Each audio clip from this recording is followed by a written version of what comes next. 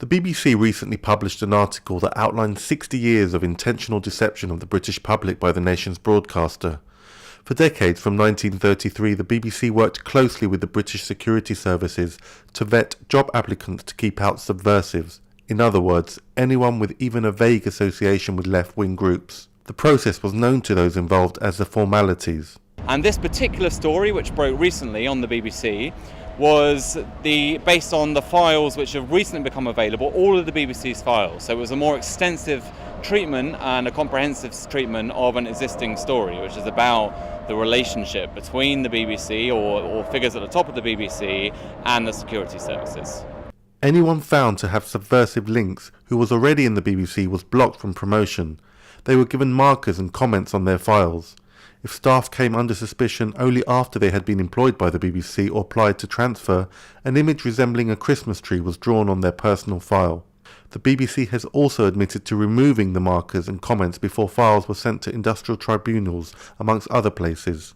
In the British media, this is not unusual. It's not public in the way that the BBC scandal has been, but the security services have assets and people that they work with all over the British media, and they protect those sources very well, so you never hear about it. But with the BBC being a public institution, and apparently in this case the story was about to break in other channels, they had to come out and publicly admit this.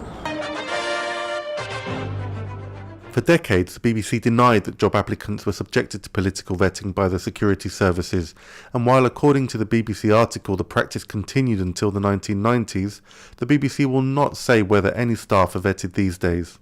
In terms of where the Secret Service fits into that suggests that this is really one part of a much broader relationship between the BBC and British officialdom, and we can see that in its foreign policy reporting, and indeed in its domestic reporting, and all kinds of areas where the BBC will tend to be small c conservative. There are many people that will not be surprised by the fact that the British security services worked with the BBC to vet personnel to ensure people on the left did not reach positions of influence within the BBC. But the fact that the corporation now admits actively and knowingly lying to the public is a remarkable admission that has received relatively little media attention. Pablo Navarrete, teleSUR, London.